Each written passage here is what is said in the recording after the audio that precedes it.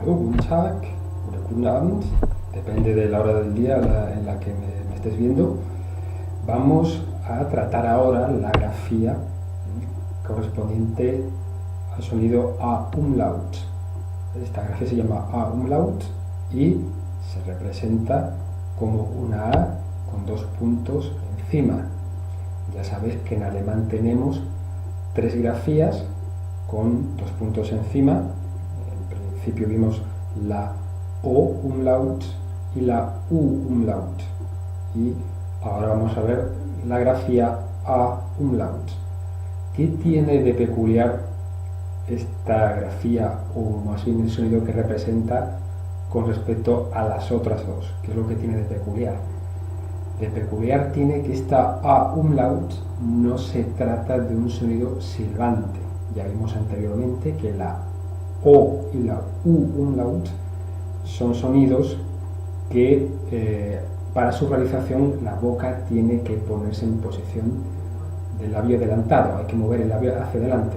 Recordáis que había que pronunciar moviendo ligeramente el labio hacia adelante.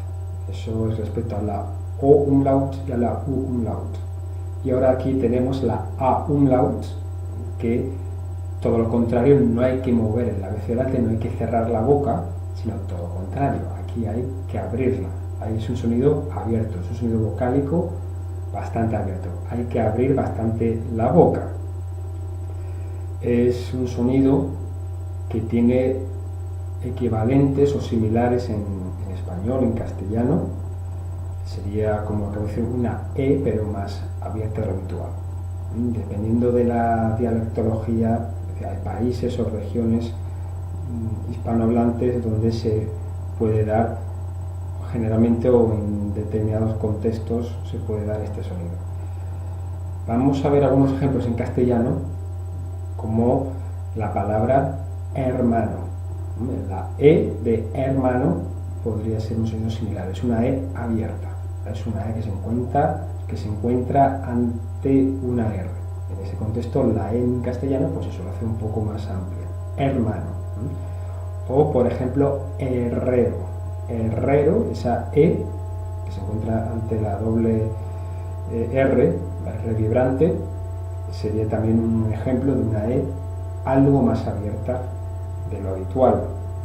O por ejemplo la palabra vergel, la palabra vergel, ahí la E es un poco más abierta que en otros contextos, como por ejemplo la palabra pero. Pero, la E de pero es más cerrada, un poco más cerrada, no hay mucha diferencia que la palabra como la vocal E, que se da en el caso anterior, vergel, herrero o hermano. ¿Vale? Es una E un poco más abierta. Quizá no tanto como en alemán, pero sería similar. En dialectología andaluza, por ejemplo, en Andalucía oriental se suele dar mucho este tipo de vocal, una E abierta, sobre todo en posición final, cuando nos encontramos ante una vocal, ante una consonante, perdón, una E precedida de una consonante que no se pronuncia. Por ejemplo, la manera de pronunciar que tienen los cordobeses la palabra cordobés. Cordobés, la E de cordobés sería un equivalente bastante orientativo de cómo se hace este sonido en alemán. Pero una vez comparado con alguna similitud que puede haber en castellano, los otros dos ejemplos, lo que vimos anteriormente, la O umlaut y la U umlaut, sí que no tienen similar o equivalente en castellano, pero este en concreto sí. Es una E abierta, hay que abrir la boca, simplemente, no tiene mayor dificultad, no debería tener gran dificultad para la mayoría de hablantes de castellano. Sería E, hay que abrir, como se puede observar, bastante la boca.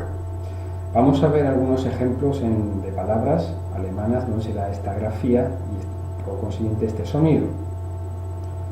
Empiezo con el primer ejemplo. Käfer, Käfer.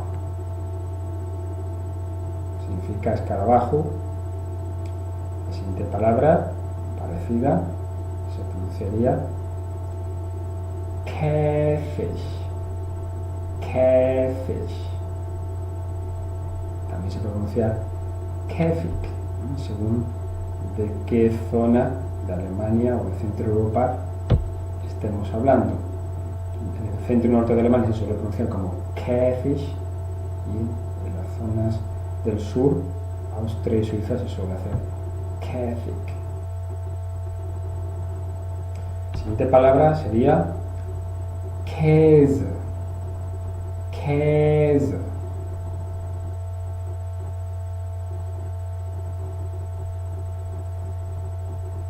A continuación, Säge. Säge.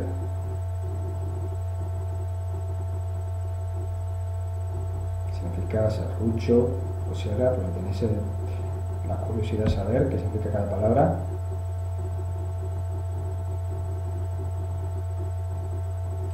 Siguiente palabra, spät. Spät.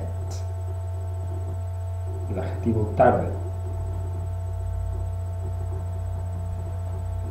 Siguiente palabra, Nähmaschine. Nähmaschine. Máquina de coser.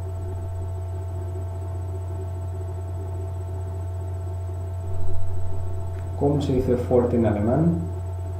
Kräftig. Kräftig. Repito una vez más. Kräftig.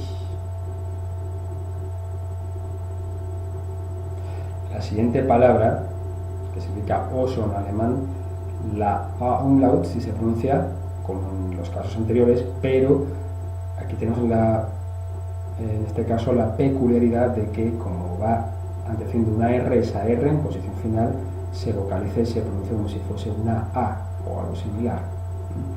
Entonces se parece un diptongo, una E más una A, pero realmente el sonido correspondiente a la umlaut sería exactamente igual. Se haría de la siguiente manera: Bär, Bär,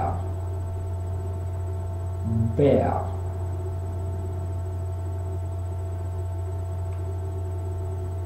Y para finalizar, muchacha, joven, Mädchen, Mädchen, Mädchen.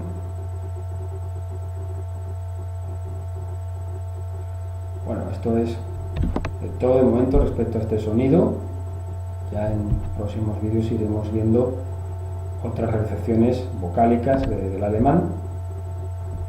En este caso espero que haya sido servido y que tengáis ya una idea certera de cómo hacer este sonido, que tampoco tiene excesiva dificultad. Que bis gleich und tschüss.